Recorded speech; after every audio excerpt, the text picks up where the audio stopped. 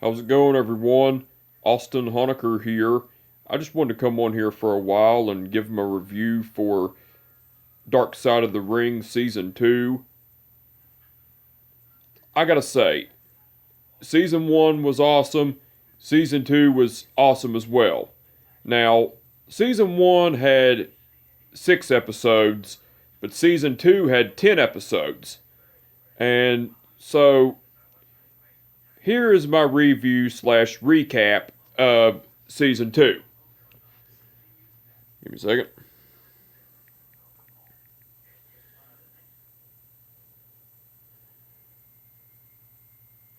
Okay. Episode 1, it was called, episode 1 was called Benoit Part 1. That was about that episode was about the late great Chris Benoit, his wife, the late great Nancy Benoit, aka Woman, and the late great Eddie Guerrero.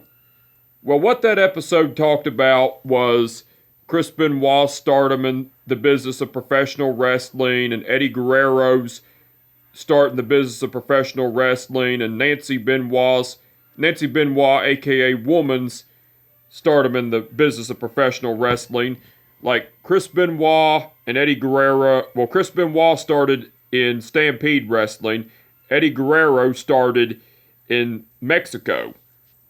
Um, and how Chris Benoit, they talked about how Chris Benoit and Eddie Guerrero met, in Japan, and how they had a rocky start with each other, but ended up being the best of friends and everything. And then it also talked about how Nancy Benoit ended up meeting the Taskmaster Kevin Sullivan, and how they ended up in a relationship and getting married, and how Nancy Benoit was Kevin Sullivan's manager and in ECW and everything, and then ended up going to WCW and everything, and talked about how Kevin Sullivan booked Chris Benoit and his wife Nancy Benoit, aka Woman, in a storyline relationship, even though Nancy Benoit was married to Kevin Sullivan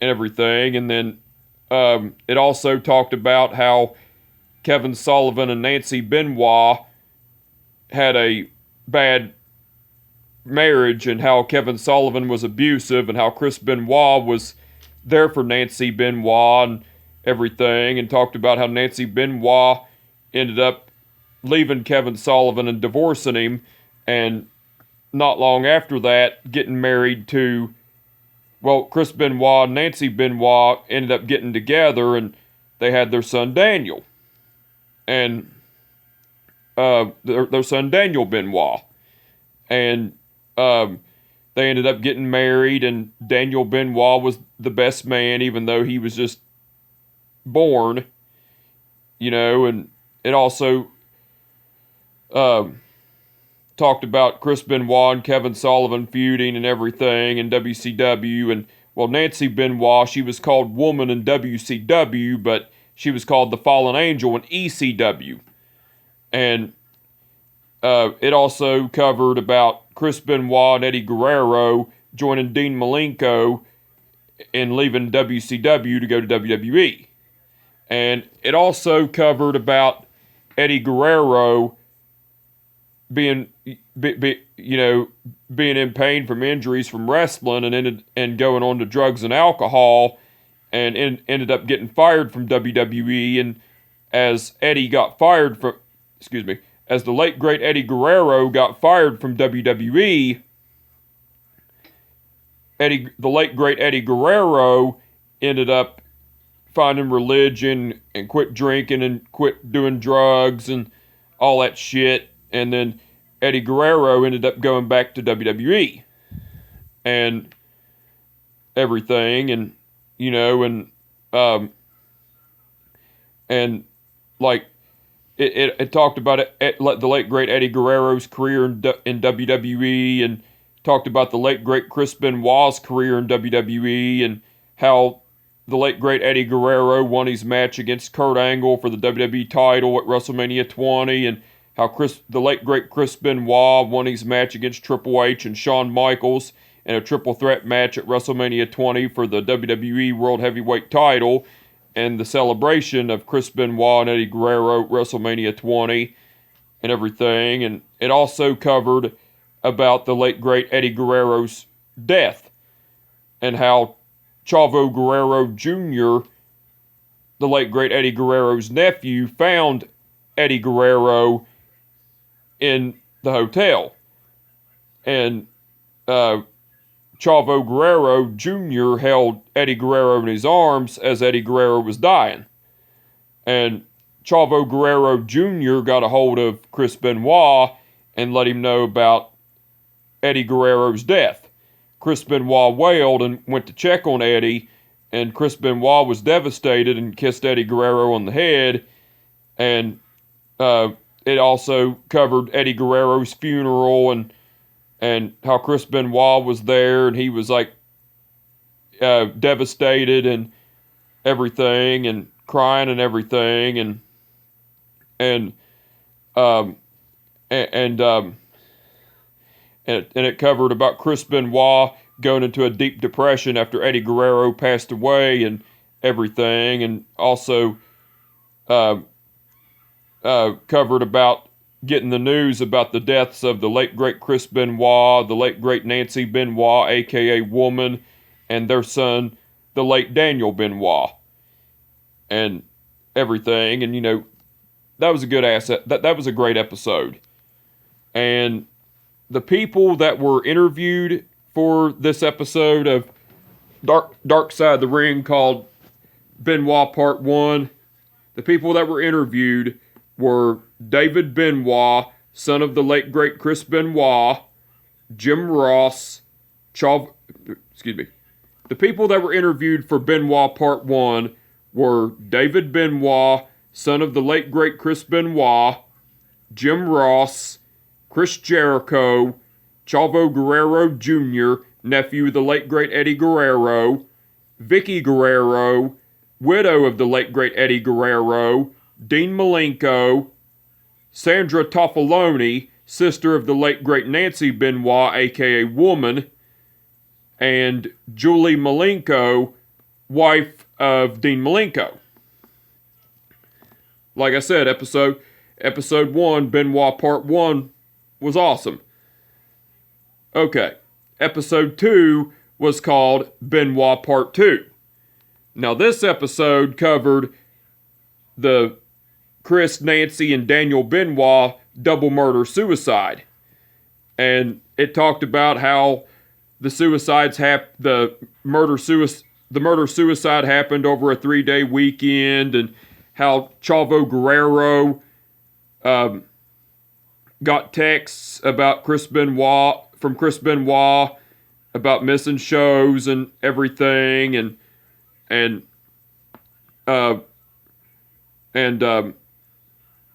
talked about how Chavo Guerrero was really upset when he heard about the deaths of Chris, Nancy, and Daniel Benoit, and how Vince McMahon comforted him and everything, and it talked about the neighbor going in to let the Benoit's dogs out, and the neighbor ended up finding Daniel Benoit dead. Well, John Laurinaitis, WWE, John Laurinaitis, Vince McMahon, John Laurinaitis, WWE officials, higher-ups in WWE at the time, sent the Fayette County Police to the household of Chris, Nancy, and Daniel Benoit. The thing with that was, they ended up finding, the Fayette County Police and detectives and everything went into the Benoit household, and it talked about how they went in the household and how they found the bodies of Nancy, Daniel, and, Chris, Nancy, and Daniel Benoit. They found Nancy Benoit's body wrapped up in a blanket with wire everything and a Bible placed next to her. They found Daniel Benoit on his bed with a blanket over him and a Bible set beside him. And then they found Chris Benoit downstairs in the weight room with hanging himself with himself hung on the weight machine. And everything, and then the Fayette County Police got a hold of WWE and let them know that they found Chris, Nancy, and Daniel Benoit dead. So they ended up So WWE ended up doing a tribute show to Chris Benoit. It was a 3-hour tribute, and then 26 hours later, they got the news that it was a double murder-suicide. So Vince McMahon ended up letting everyone know that there will be no mention of Chris Benoit ever again, because Chris Benoit was erased from WWE history. And it also covered about the funeral of Nancy and Daniel Benoit together, and then that was a public funeral for that. Then there was a private funeral for Chris Benoit. Well, good old JR Jim Ross showed up to the funerals of Nancy and Daniel Benoit's funeral and Chris Benoit's funeral. And Sandra Toffaloni, sister of the late great Nancy Benoit, aka Woman, saw Jim Ross there, and because where WWE ignored the Benoit family after this all happened. Well, Sandra Toffaloni caused the scene and told JR to leave, told Jim Ross to leave. And Jim Ross felt unwanted and everything. And Jim Ross was the only one from WWE that showed up to the funerals. And Vicky Guerrero didn't show up to the funeral because of what happened to, because of Chris Benoit, because of her being pissed at Chris Benoit for killing his wife Nancy and his son Daniel.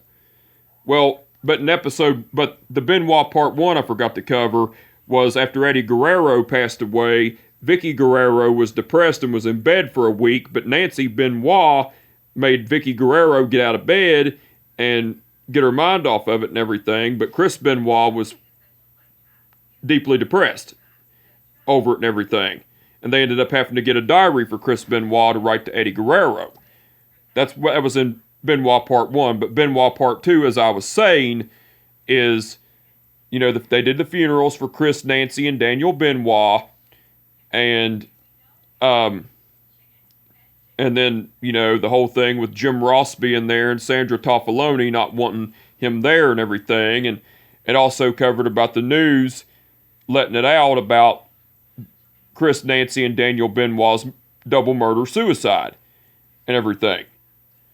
Now, that episode was awesome as well.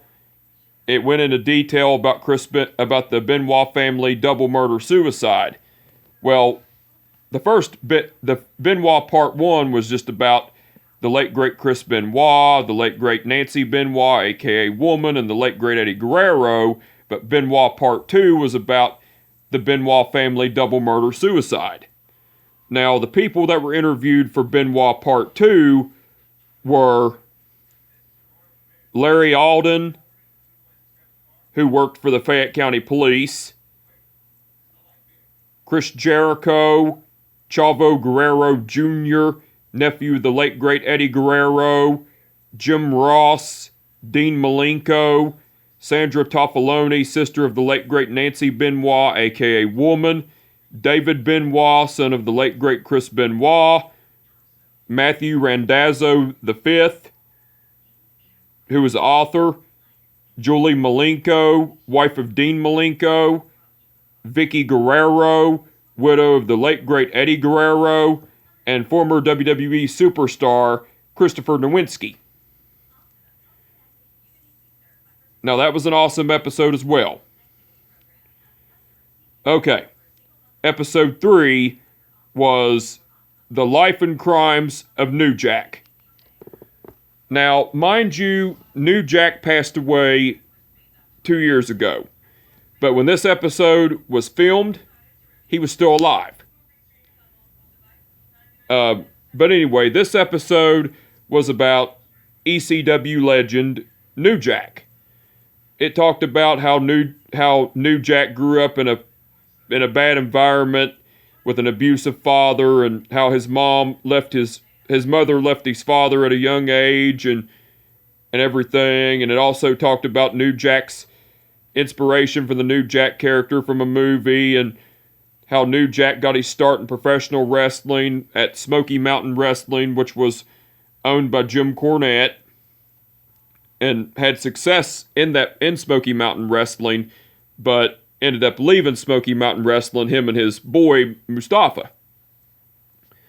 And then New Jack and Mustafa end up transitioning to ECW, Extreme Championship Wrestling, which was owned and promoted by Paul Heyman. And it talked about New Jack's career in ECW and how he went up against 17-year-old John Costas, who lied about his age and said he was 23, and how they had their match, and New Jack straight up went into shoot mode and beat the shit out of him in that match. And John Costas, he thought he had an ego, thinking that he could beat New Jack because he beat Tiny the Terrible and Mustafa in a handicap match, but ended up getting his ass kicked by New Jack. And it covered about John Costas filing a lawsuit on New Jack, but New Jack got off scot-free because he pleaded not guilty. And not long after that, John Costas passed away from a heart transplant surgery. And it talked about how New Jack didn't give a shit about that and everything. And then it talked about New Jack's career, and after leaving ECW, New Jack going to Extreme Pro Wrestling, which was owned and promoted by Rob Black. And it talked about how New Jack had a match with Vic Grimes, and how they were up on the scaffold, and New Jack threw Vic Grimes off, and Vic Grimes ended up landing in the ring and everything, and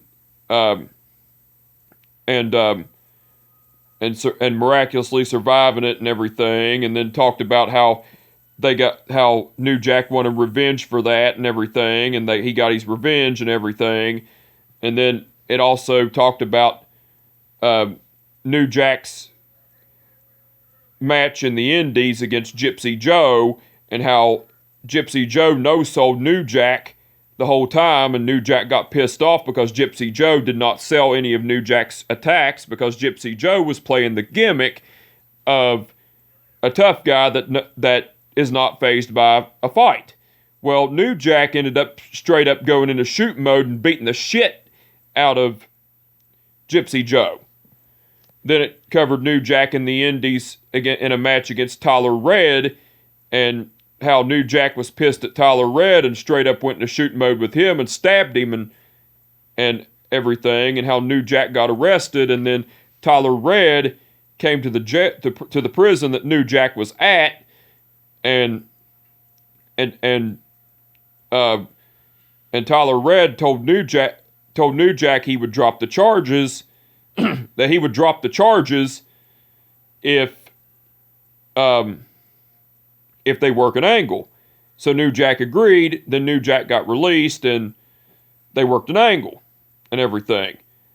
So, just like I said, this episode was pretty much about the life and career of New Jack, and how he got in trouble with the law and everything. And this was an awesome episode as well. It was to the late great New Jack, even though New Jack was still alive at the time of when this happened. This episode of Dark Side of the Ring, The Life and Crimes of New Jack, happened, but rest in peace to New Jack, because he passed away a year after the episode and everything. And so the people that were interviewed for this episode were New Jack, Jim Cornette, Sandman, D'Lo Brown, Tiny the Terrible, Stuart Kaplan, John Donovan, and MWW. So like I said, this episode was awesome as well. Okay, episode 4. It was called The Brawl for All. And what happened, well, this episode was about, Episode 4 was called The Brawl for All. And this episode was about the Brawl for All tournament in WWE back in the late 1990s. And it was, and how it all started, it talked about how it all started, you know. Vince Russo is the one that came up with the idea, because Bradshaw, also known as JBL, was cocky and thought he could beat everybody's ass. Well, Vince Russo was pissed and triggered by it, so Vince Russo, him being the writer of WWE at the time, proposed the idea to Vince McMahon. Vince McMahon agreed to it, so the Brawl for All happened, and there was a bunch of WWE superstars at the time that went and done the Brawl for All. There was Dan the Beast Severn, there was Godfather, Droz, Bart Gunn, there was Bradshaw, Marvelous Mark Marrow. There was a lot of big name wrestlers at that time. And it wasn't a scripted environment, like a scripted wrestling match or anything. It was a shoot boxing tournament with boxing matches. And it talked about how Dan the Beast Severn forfeited because he had nothing to prove, and how Godfather won by forfeit and then making it to the next round against Bart Gunn, but Bart Gunn winning. And it also the late great Dr. Death Steve Williams was in that match as well. Was in that Brawl for All as well. But he lost to Bart Gunn. But like I said, there was a bunch of names in that. And, you know, I don't remember, like, pretty much all the names. But, give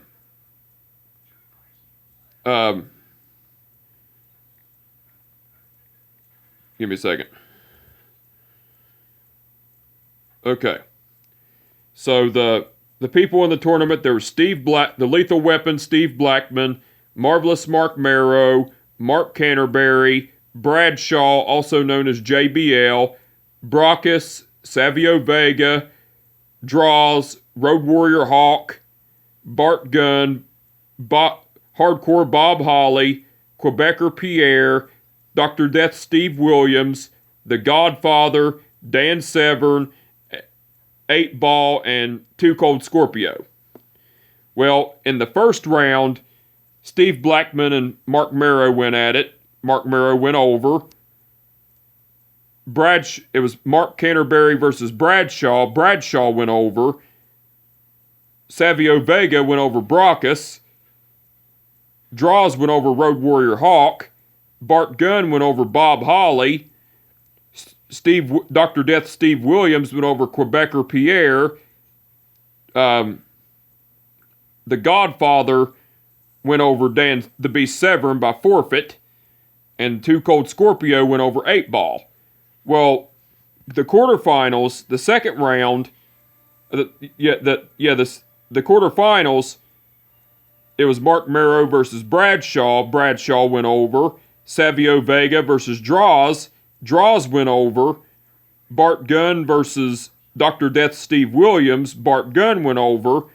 And the Godfather versus 2 Cold Scorpio. The Godfather went over. In the semifinals, it was Bradshaw versus Droz. Bradshaw went over. And Bart Gunn versus the Godfather. Bart Gunn went over. And then the final round, in the finals, it was Bradshaw versus Bart Gunn. Bart Gunn went over.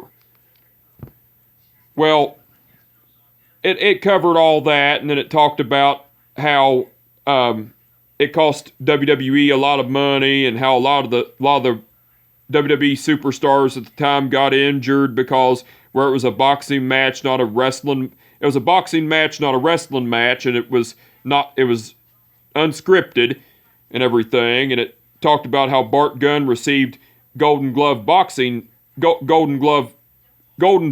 gloves as his reward. Well, the whole concept of it was because, like I said, Vince Russo ended up making it happen because Bradshaw was cocky and thought he could beat everybody's ass. So Vince Russo made that happen. Well, the plan was whoever won the Brawl for All would get a chance to face Stone Cold Steve Austin, who was WWE champion at the time. Well, WWE didn't know what to do with Bart Gunn at the time, so Bart Gunn was at home. But they proposed an idea of bringing Bart Gunn back, but to face boxing legend Butterbean at WrestleMania 15. So they done the boxing match, Bart Gunn versus Butterbean, and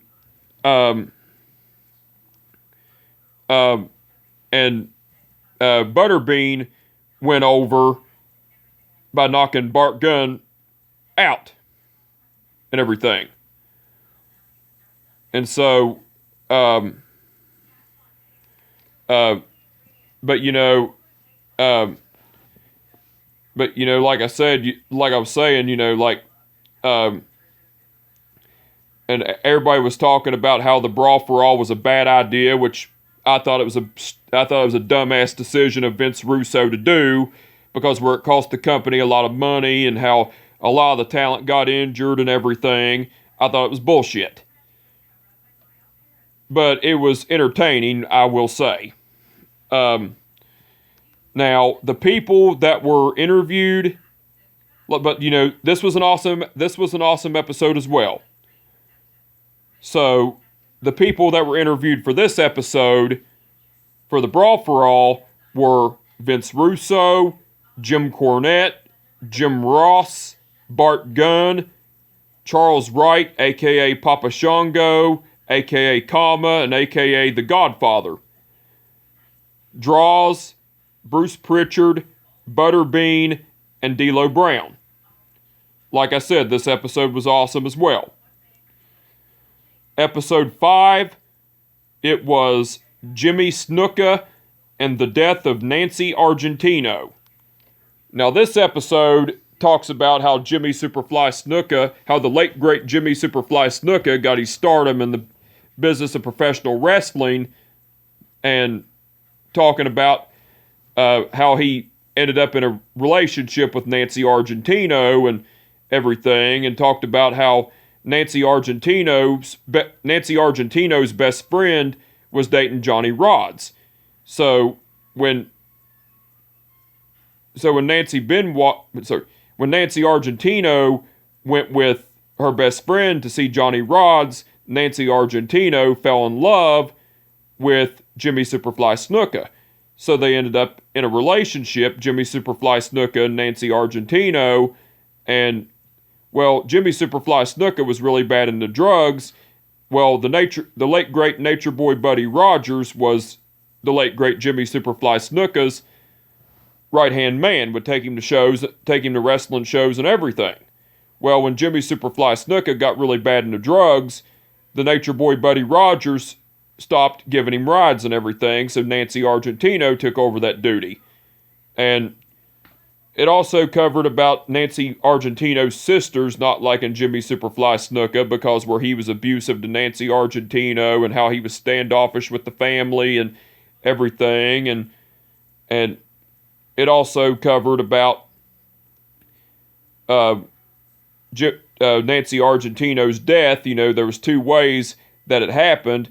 Either Jimmy Superfly Snuka and Nancy Argentino were wrestling and she fell and hit her head, or they were getting gas because Jimmy Superfly Snuka was scheduled for a WWE event at the time.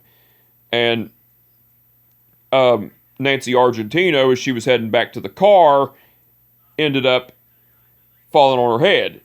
And as soon as Jimmy Superfly Snuka and Nancy Argentino were back in the hotel, Jimmy Superfly Snuka left to go to a WWE show that he was booked. Well, hours later, he came back and was trying to wake Nancy Argentino up, but Nancy Argentino was dead. So, the case was, so the police investigated, and Jimmy Superfly Snuka told his story, like he had two different stories, and then it showed Nancy Argentino's funeral and how Jimmy Superfly Snuka showed up and said she looked terrible and everything, and then the case was let go for years, but 30 plus years later, the case was reopened. And about 2 years before the late great Jimmy Superfly Snuka passed away, Jimmy Superfly Snuka was diagnosed with stomach cancer. And they reopened the case of the death of Nancy Argentino, but Jimmy Superfly Snuka went to the trial, and the judge saw that Jimmy Superfly Snuka had dementia, and he could not face trial. So nothing happened. And about a year or two after that, Jimmy Superfly Snuka, that's because they covered all that, but they talked about how Jimmy Superfly Snuka passed away a year or two after that due to stomach cancer and everything. That was an awesome episode as well. So now the people that were interviewed for this episode were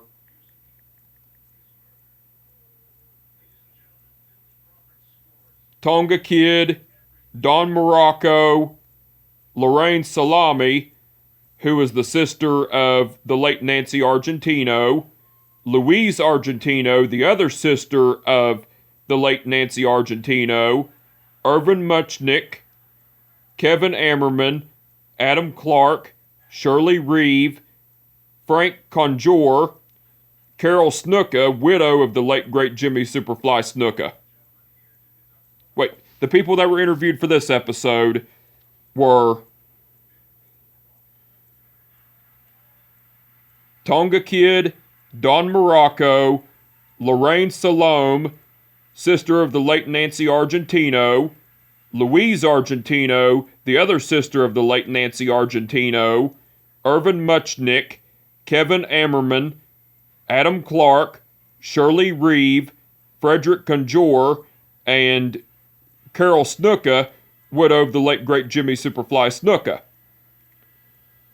Like I said, this was an awesome episode as well. Okay.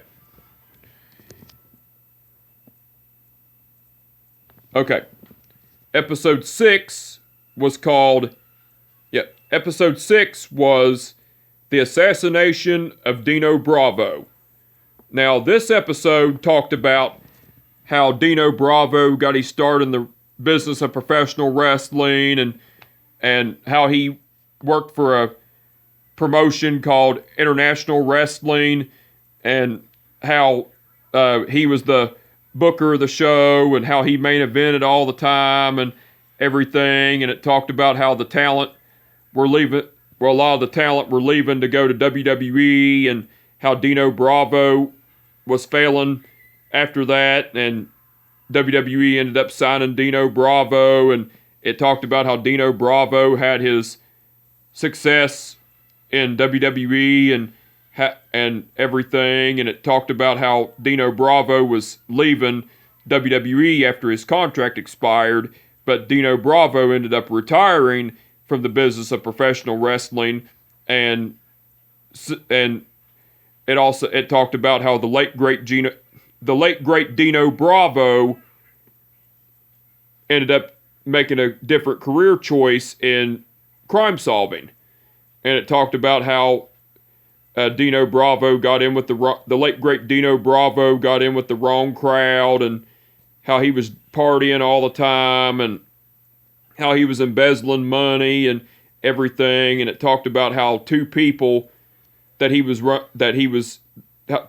that wrong crowd that he was running around with, that he was hanging out with, came in and shot him with two guns, and he had 11 bullets in him.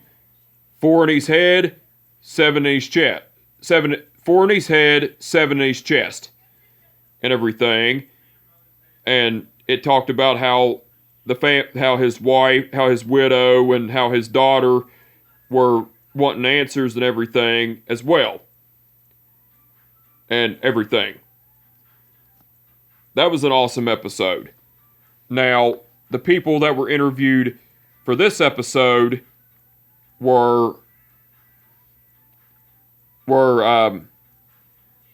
Jack Hughes Rogow, aka the Mountie, the Mouth of the South, Jimmy Hart, Tony Mule, Gino Brito, Andres Setalot, Claude Poirier, Patrick LaPrade, Diane Rivest, widow of the late great Dino Bravo, and Claudia Bresciano, daughter of the late great Dino Bravo. Like I said, this was an awesome episode as well. Episode 7 was episode 7 was David Schultz and the Slap Heard Round the World. Now, this episode talks about the career, the professional wrestling career of Dr. David Schultz, like how he got his start in the business of professional wrestling, and how he was trained by Herb Welch, and how he made his character believable and never broke kayfabe and everything, and it talked about how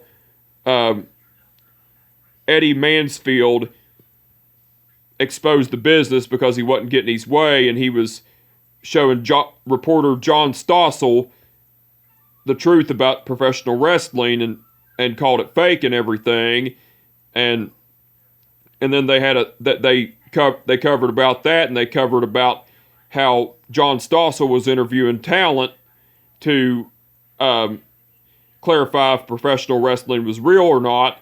Well, Dr. David Schultz was getting interviewed by John Stossel, and Dr. David Schultz, where he was a heel, was in character the whole time, which he was always in character the whole time. Well, John Stossel asked Dr. David Schultz some questions, and the thing he said to him, "I think this is fake." Well, Dr. David Schultz got pissed off and said, "You think this is fake?" And then then Dr. David Schultz, after he got pissed and said, "You think this is fake," Dr. David Schultz slapped John Stossel in the side of the head once, and then John Stossel got up. Dr. David Schultz slapped him in the other side of his head. Then John Stossel got up and ran away, and talked about how John Stossel lost his hearing and everything, and how John Stossel filed a lawsuit against Dr. David Schultz and WWE and everything, and so it also talked about how Vince McMahon sent Dr. David Schultz over to Japan till the whole incident died down. Well, Dr. David Schultz ended up going to Japan. It was after he slapped John Stossel and done a match with Antonio Inoki and everything. Well, he ended up going to Japan, and the New Japan Pro Wrestling wanted Dr. David Schultz to slap the reporter at New Japan Pro Wrestling, so Dr. David Schultz did it. And reports came out that he slapped another reporter, and so the athletic commission wanted Dr. David Schultz gone from the business of professional wrestling. Well, Dr. David Schultz stopped getting booked, and Mr. T came in. This was also covered. And Dr. David Schultz got pissed off about Mr. T showing up, and so Dr. David Schultz ended up slapping the shit out of Mr. T and everything. And so Dr. David Schultz ended up getting blackballed from the business of professional wrestling. And then it also talked about after Dr. David Schultz getting blackballed from the business of professional wrestling, Dr. David Schultz seeked another career in being a bounty hunter. And it also covered about what Dr. David Schultz is doing nowadays, and Dr. David Schultz is a truck driver now. and everything, and that's what this episode is pretty much. That's what this episode was about, and it was an awesome episode as well. And the people that were interviewed for this episode were Dr. David Schultz, Jim Cornette, John Stossel, and Eddie Mansfield. Like I said, this was an awesome episode as well. And that was episode 7, by the way. Episode 8, it was Cocaine and Cowboy Boots, the Herb Abrams story. Now, this episode was about Herb Abrams being a fan of professional wrestling and how he went to a professional wrestling convention and talked about starting a promotion and signing all these big names like late great Jimmy Superfly Snuka, the late great Andre the Giant, B. Brian Blair, Dan Spivey, Mick Foley, who was the hardcore legend Mick Foley, who was Cactus Jack at the time. You know, all these big names. And Herb Abrams got his promotion, Universal Wrestling Federation, started, and thought he could compete with Vince McMahon in WWE. But Herb Abrams, he was on screen and everything as the commentator, the ring announcer, all this shit. And Herb Abrams was a millionaire. Like, that's what they covered about a lot of this. But it also covered about him being a millionaire and how he had all the money and how he failed miserably at starting a wrestling promotion, and how he was bad into drugs, and how he wore cowboy boots all the time, and how he prostituted all the time, and it talked about how he failed. Not only did it talk about him with all that, but it also like talked about how he didn't have enough backing for the promotion, and how he failed not selling out shows and everything, and how the pay-per-view Beach Brawl wasn't good and everything, and it also covered about how the talent were not paid and everything, and it also talked about how the night Herb Abrams passed away, he was snorting cocaine and prostituting with hookers, and ended up getting caught by the police and got arrested. And a little bit after that, as he went to prison, he took a seizure and died of a heart attack and everything. So that is what that episode was about. Now, and it was an awesome episode at that. Now, the people that were interviewed for this episode were Mick Foley, John Arezzi, Rick Allen, Steve Ray, B. Brian Blair, Lenny Dooge, and Marty Yesberg. Like I said, this episode was an awesome one as well, and that was episode 8. Episode 9 was The Last Ride of the Road Warriors. Now, this episode was about the careers of the Road Warriors, Road Warrior Hawk and Road Warrior Animal. Well, mind you, this was filmed when Road Warrior Animal was still alive. But Road Warrior Animal passed away the same year that this episode happened. Well, this episode was about the Road Warriors, Road Warrior Hawk and Road Warrior Animal, how they got their careers in the professional wrestling business started, and how they worked as bouncers at a strip club before they started in the business of professional wrestling, and how they succeeded as a tag team in promotions like Puerto Rico, Japan, WCW, WCCW, NWA, AWA, Georgia Championship Wrestling, Florida Championship Wrestling, and eventually WWE. and it talked about how Road Warrior Hawk was a party animal and would drink and do drugs and everything, and how Road Warrior Animal was the laid back one and just cared about getting workouts in and resting after shows and everything. And it also talked about how Precious Paul Ellerling was their manager in and out of the ring and everything. And it talked about how Road Warrior Hawk quit WWE and ended up going to Japan and finding a new partner in the Power Warrior and lasting for a little bit. And it also talked about how the Road Warriors got back together in WWE, and talked about how Droz got involved in the Road Warriors, which were called the Legion of Doom in WWE.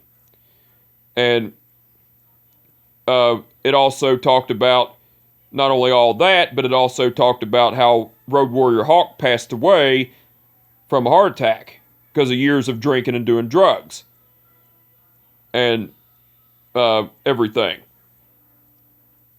Now, this was an awesome episode as well. And the people that were interviewed for this episode were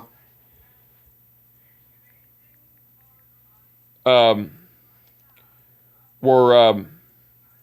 Warrior Animal, Barry Darsow, a.k.a. Demolition Smash, a.k.a. Repo Man, Paul Ellering, the Russian Nightmare Nikita Koloff, Scott Norton, Eddie Sharkey, Charles Wright, a.k.a. Papa Shango, a.k.a. Kama, a.k.a. Godfather, Darren Drozdov, a.k.a. Droz, Rich Hegstrand, brother of the late great Road Warrior Hawk, and Dan Hegstrand, the other brother of the late great Road Warrior Hawk. Like I said, this episode was awesome as well. And this was episode 9, by the way. And episode 10, which was the final episode of season 2, was called The Final Days of Owen Hart. Now, this episode talked about how the late great Owen Hart got his start in the professional wrestling business, and how he came from a professional wrestling family and everything, and how he had success in the professional wrestling business, but wanted to retire from the professional wrestling business to be a full-time husband and father and everything. And it talked about how the final days, how the last couple days of Owen Hart's life, where Owen Hart was scheduled to do a stunt as the Blue Blazer, and how he rehearsed the stunt and everything, and then the next day had to do the stunt, and it was at Over the Edge 1999 in WWE. Well, it covered about how Owen Hart done the stunt, and it went horribly wrong, and Owen Hart fallen 78 feet in the air and tearing his aorta by hitting his chest on the turnbuckle and dying, and ended up going to the hospital and died in the hospital. And talked about how WWE went on with the show and everything, and it talked about how Martha Hart got the news about the death of Owen Hart, the late great Owen Hart, and everything, and talked about how pretty much covered about the funeral of Owen Hart, the late great Owen Hart, and talked about how Martha Hart and WWE were at a lawsuit over the death of the late great Owen Hart, after Martha Hart and her kids, Oge and Athena Hart, went to get to the bottom of why the stunt went horribly wrong and everything. And so that's what this episode was about, the death of Owen Hart. The Final Days of Owen Hart, like it was called, and everything. This was an awesome episode as well. Well, late great Owen Hart, I should say. Now, the people that were interviewed for this episode were Jim Ross, Jim Cornette, Chris Jericho, D'Lo Brown, Charles Wright, a.k.a. Papa Shango, a.k.a. Kama, a.k.a. Godfather, Jimmy Corderas, Martha Hart, widow of the late great Owen Hart, Oj Hart, son of the late great Owen Hart, and Athena Hart, daughter of the late great Owen Hart. Like I said, this was an awesome episode as well about the late great Owen Hart and his final days and everything. Like I said, awesome episode at that. But I will say this, all 10 episodes of Dark Side of the Ring Season 2 were awesome. I've really enjoyed them and everything. I'm looking forward to Season 3. Now, Season 3 will have... Season 3 has 14 episodes. But I'll be watching those and catching up with those at the end of the day. Whenever I get the chance. But anyway, with that being said... I just wanted to come on here for a while and give my review for Dark Side of the Ring Season 2. Like I said, all 10 episodes were awesome from start to finish, and I really enjoyed them. But anyway, I just wanted to come on here for... But anyway, with that being said, my name is Austin Honecker, and I will catch your fucking ass down the goddamn road. Peace out.